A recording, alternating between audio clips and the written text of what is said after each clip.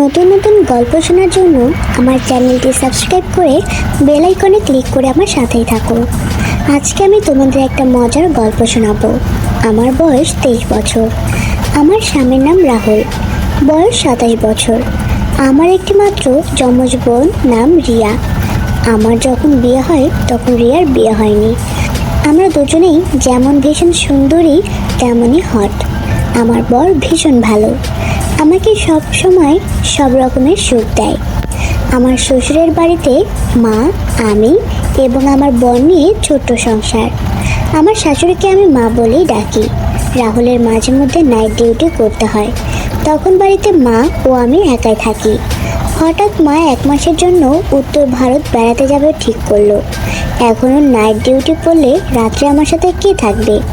ঠিক হলো মা যে কদিন নেই সে কদিন আমার বোন রিয়া এসে থাকবে আমার কাছে। যথাসময়েই রিয়া এসে হাজির, তাকে দেখে আমার খুব আনন্দ।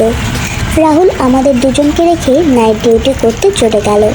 পরদিন বাড়ি এসে দুপুরেও মার ঘরে ঘুমাচ্ছে, আমি আর রিয়া আমার ঘরে। দরজার ভেতর থেকে লক করা। আমি আর রিয়া খেলায় মত্ত। আসলে আমি আর রিয়া মিলে খেলতাম মাঝে মধ্যে। তো হঠাৎ রাহুল আমার রুমে ঢুকে সব দেখে ফেললো, তাতে ওর অবস্থা খারাপ। ও তখন আমাদেরকে বলল, কি করছো তোমরা এইসব? তোমাদের লক্ষণ তো ভালো না। তখন রিয়া বলল, রাহুল দা আস্তে কথা বলো, বাড়িতে জানাজানি হলে আত্মহত্যা ছাড়া আমাদের কোনো উপায় থাকবে না। প্লিজ তুমি কাউকে বলো না, আমি তোমার ছোট বোনের মতো।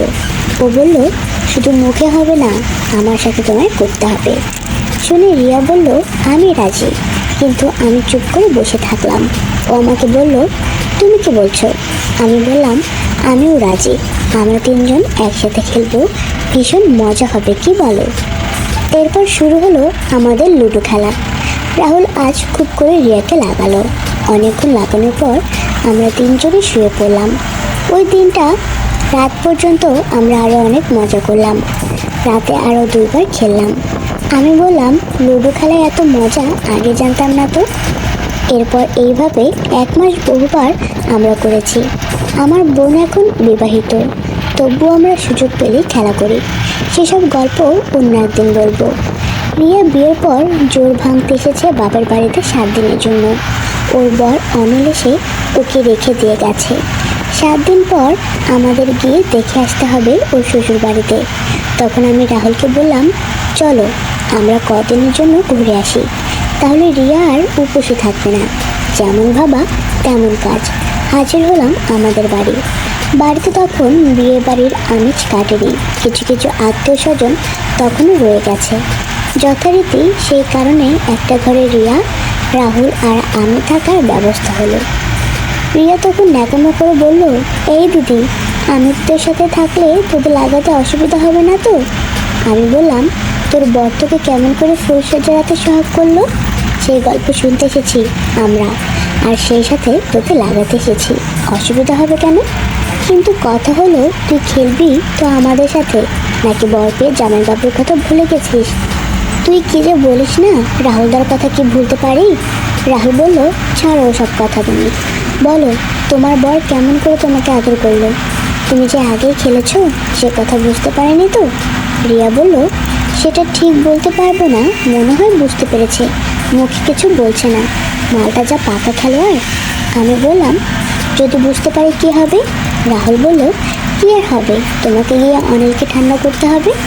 আমি পারবো না, আমার লজ্জা করবে। বোনের সাথে যখন খেলতে তখন লজ্জা করে না, আর বোন জামাইয়ের কাছে গেলে লজ্জা করবে কেন? এবার রিয়া বলল, ছাড়ো ওসব কথা, তোমাদের অনিলের আগে আমায় অরুচি হোক, তারপর না হয় দিতে যাবে। এখন ফুলসজ্জার গল্প শোনো। ফুলসজ্জার দিন তোমরা সবাই চলে আসার পরে বাড়ির নিয়মকানুন হয়ে গেল।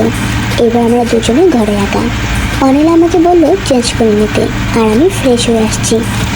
অনিল ফ্রেশ হতে গেল, আমি তখন ফ্রেশ হয়ে এসে সবে চেঞ্জ করছি, সায়া ব্লাউজ পরে শাড়িটা পরবো। অনিল বলল, আর পরে কি করবে, চলে আসো বলে আমার হাতটা টান মেরে আমি একবারে উপরে গিয়ে পড়লাম। এবার ও আমাকে কিস করতে লাগলো। কিছুক্ষণ পরে আমিও রেসপন্স করতে লাগলাম। এরপর ও আমাকে জড়িয়ে ধরে আদর করতে লাগলো। আমিও সুখে আত্মহারা হয়ে গেলাম। অনেকক্ষণ ধরে আমাদের খেলা চললো। অনিল ভালোই খেলতে পারে। ও আমাকে বলল যে ওরা নাকি বন্ধুরা ওদের বউদের নিয়ে একসাথে মজা করে। 6 মাস পর নাকি আমাকেও ওদের সাথে জয়েন করতে হবে। রিয়ার মুখে এই গল্প শুনে আমাদের তিনজনেরই অবস্থা খারাপ। আমরা খেলা শুরু করব, ঠিক তখনই দরজায় কেউ নক করলো। আমরা একেবারে নর্মাল হয়ে গেলাম। এবার দরজা খুলে দেখি বৌদি এসেছে আমাদের ডাকতে। আমরা তিনজনে গেলাম, খাওয়া দাওয়া করে আবার আমাদের ঘরে ফিরে এলাম। তারপর রাহুল, রিয়া আর আমি আবার শুরু করলাম। এরপর রাহুল আস্তে করে বেরিয়ে পড়লো, কারণ সবসময় তিনজনে মিলে একসঙ্গে ঘরে থাকা ঠিক নয়, যে কেউ সন্দেহ করতে পারে। বেরিয়ে ও বাজারের দিকে গেল, গিয়ে দোকান থেকে একটা মধু কিনে আনলো। রাতে একটু অন্য স্টাইলে হবে। রাতে খাওয়া দাওয়ার পরে তিনজনে আবার ঘরের মধ্যে এলাম। ঘরের দরজা দিয়ে রাহুল রিয়াকে কোলে শুয়ে তিনজনে মিলে গল্প করতে লাগলাম। আমি বললাম, কি গো, শালিকে পেয়ে তো বউকেই ভুলে গেছো। ও বলল, রোজ তো তোমাকেই লাগাই, কতদিন পরে শালিকে পেলাম বলো তো। আমি বললাম, ঠিক আছে তাই করো। এইভাবে দুদিন রিয়ার সাথে খেলা চললো। যথারীতি দুদিন পর রিয়াকে বাড়িতে দিতে যাওয়ার দায়িত্ব পড়ল রাহুলের উপর। আমি ঠিক করলাম রিয়াকে বাড়িতে পৌঁছে দিয়ে আমরা ওখান থেকে বাড়ি ফিরে যাব। সেই অনুযায়ী আমরা তিনজনের সন্ধ্যায় রিয়ার বাড়িতে হাজির হলাম। অনিলও উপস্থিত ছিল। রিয়াকে সামনে দেখে আনন্দের চোখ নেচে উঠল। কিন্তু অনিলের বাবা মা আমাদের আর ফিরতে দিল না, বলল আজকে রাতটা থেকে যেতে। অনিল চাপাচাপি করার জন্য আমরা থেকে গেলাম। রাতে খাওয়া দাওয়া সেরে আমরা চারজন রিয়ার বেডরুমে হাজির হলাম। ওদের ঘরের প্রবলেম। আমি বললাম, কোনো অসুবিধা নেই, আমরা চারজন একসাথে ম্যানেজ করে নেব। রাহুলও সায় দিল।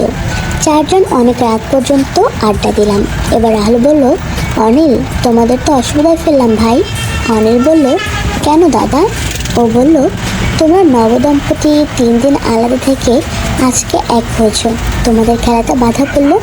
কিছু মনে না করলে তোমরা খাটের উপরে খেলতে পারো, আমরা নিচে শুয়ে আছি। আমি বললাম, হ্যাঁ, আমাদের কোনো অসুবিধা নেই। মিয়া ন্যাকামি করে বলল, আমি রাহুলদার সামনে ওসব করতে পারবো না, আমার লজ্জা করবে। অনিল রাজি ছিল, কিন্তু রিয়া রাজি নয় বলে ও একটু নিমরাজি হয়ে গেল। রাহুল বলল, ঠিক আছে অনিল, তুমি না হয় আজকে তনুশ্রীকে নিয়ে কাজ চালাও, আমি দেখি রিয়া রাজি হয় কি না। এই কথা শুনে আমি বললাম, আমি অনিলের সাথে এসব করতে পারবো না। রাহুল বলল, পারবে না বললে তো হবে না, আমাদের বউ থাকতে তো আমরা বসে থাকতে পারবো না। রিয়া বলল, ঠিক আছে, যে যার বউয়ের সাথে হবে। অনিল বলল, বউকে তো সারা জীবন পাবো, কিন্তু শালিককে তো সবসময় পাবো না। এই বলে অনিল আমাকে জড়িয়ে ধরে কিস করতে লাগলো। রাহুল আমার মোহময়ী রূপ দেখতে লাগলো। অনিল রাহুলকে বলল, কি হলো, আপনি শুরু করুন। ও বলল, তোমরা খেলো, আমরা উপভোগ করি, আর আমরা যখন খেলবো তখন তোমরা দেখবে। এইভাবে আমরা মাঝে মধ্যেই নিজেদের মধ্যে খেলাধুলা করতে লাগলাম। বন্ধুরা, কেমন লাগলো আজকের গল্প? নিশ্চয়ই ভালো লেগেছে। এরকম আরও গল্প পেতে আমার এই চ্যানেলটি সাবস্ক্রাইব করে আমার সাথেই থাকো। এতক্ষণ ভিডিওটি দেখার জন্য সবাইকে অসংখ্য ধন্যবাদ।